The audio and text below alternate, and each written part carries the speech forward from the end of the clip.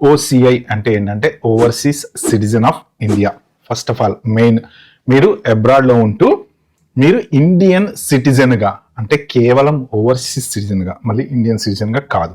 Okay, అది main reason. OCI కింద మీరు ఏమేమి చేయొచ్చు ఇండియాలో అంటే, మీరు జాబులు చేసుకోవచ్చు, డబ్బులు సంపాదించుకోవచ్చు, ప్రొవైడింగ్ ట్యాక్స్ కట్టి, ఓకే, లీగల్గా ఆ రూల్స్ ప్రకారం ట్యాక్స్ కట్టి అవన్నీ చేసుకోవచ్చు.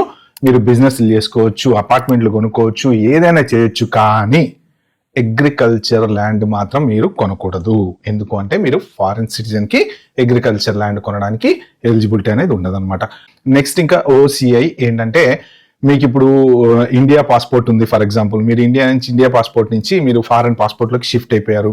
లేదు, మీ పిల్లలు అబ్రాడ్లో పుట్టారు, వాళ్ళకి అసలు ఇండియా పాస్పోర్టే లేదు, వాళ్ళకి ఓసిఐ వస్తుందా? ఎస్, ఓసిఐ అనేది అందరికీ వస్తుంది. ఎలా వస్తుంది అంటే, మీ ఆరిజిన్ ఏదైతే ఉంటుందో ఎవరైనా సరే, ఇక్కడ ఫర్ ఎగ్జాంపుల్ ఇప్పుడు మీకు ఇండియా పాస్పోర్ట్లు ఉండి మీకు ఫారెన్ పాస్పోర్ట్లు, యుఎస్ పాస్పోర్ట్ వచ్చింది కొన్ని రోజుల తర్వాత, మీ పిల్లలకి లేదు, కానీ మీరు ఉంటారు కదా హెడ్, మీ వల్ల మీకు ఇండియా పాస్పోర్ట్ ఉంది కాబట్టి ఆ పాస్పోర్ట్ ప్రకారం మీ ఓసిఐ మీరు అప్లై చేసుకుంటారు. వాళ్ళకు కూడా అదే రూల్ కింద ఓసిఐ అప్లై చేయొచ్చు అనమాట.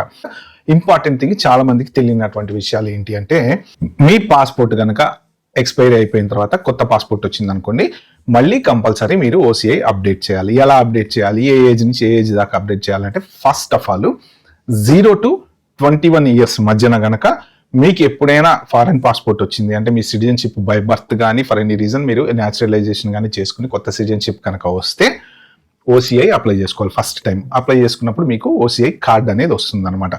వన్స్ ఆ కార్డ్ వచ్చిన తర్వాత దానికి యూ వీసా అనేది ఒకటి ఉంటుంది, స్టిక్కర్. అది ఇదివరకు రోజుల్లో ఒకప్పుడు ఒక 5-6 ఏళ్ల క్రితం 10 ఏళ్ల క్రితం ఏంటంటే, పాస్పోర్ట్ ఏదైతే మీరు క్యారీ చేస్తారో దాంట్లో వాళ్ళు యూ వీసా అని ఒక స్టిక్కర్ వేసేవాళ్ళు అనమాట. అంటే మీరు ఇండియా వెళ్ళినప్పుడు ఈ ఓసిఐ కార్డుతో పాటు వాళ్ళు ఆ యూ వీసా అనేది చూసేవాళ్ళు. ఇప్పుడు ఏంటంటే ఆ యూ వీసా స్టిక్కర్ అనేది లేదు, ఇంకా మ్యాండేటరీ కాదు. కానీ మీ రికార్డ్స్ ఆన్లైన్ అవైలబిలిటీ ఉంటాయి. ఒక్కసారి మీకు లైఫ్లో ఓసిఐ కార్డు వచ్చింది అంటే, ఇన్ బిట్వీన్ 0 to 21 మధ్యలో మీరు కేవలం జస్ట్ అప్డేట్ చేయాలి, మీ డీటెయిల్స్ అన్ని అప్డేట్ చేయాలన్నమాట. ప్రతిసారి మీ పాస్పోర్ట్, జనరల్గా పిల్లలకి ఏంటంటే 5 years మారుతూ ఉంటుంది కదా.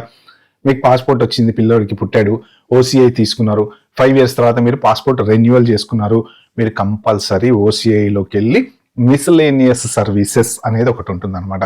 దాంట్లో మీ యూజర్ నేమ్ పాస్వర్డ్ క్రియేట్ చేసుకొని మీ ఫోన్ నెంబర్తో ఓటీపీ వచ్చిన తర్వాత లాగిన్ అయ్యి ఓసిఐ మిస్లేనియస్ సర్వీసెస్ అనేది ఉంటుంది. దాంట్లోకి వెళ్ళి మీరు ఒక అప్లికేషన్ క్రియేట్ చేస్తే మీకు ఆల్రెడీ ఒక పాస్పోర్ట్ నెంబర్ ఏదైతే ఉంటుందో దాంతో మీ ఫైల్ ఉంటుంది వాళ్ళ దగ్గర. ఆ ఫైల్లోకి వెళ్ళి మీరు మీ ఫైల్ మళ్ళీ అప్డేట్ చేసుకోవాలన్నమాట.